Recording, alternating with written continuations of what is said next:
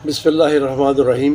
एक घरेलू नुस्ख़ा उन बच्चियों के लिए, उन ख़वातीन के लिए नज़र कर रहा हूँ जिनके हैज़ बंद हो चुके होते हैं, नफास की बंदिश या हैज़ की बंदिश के लिए।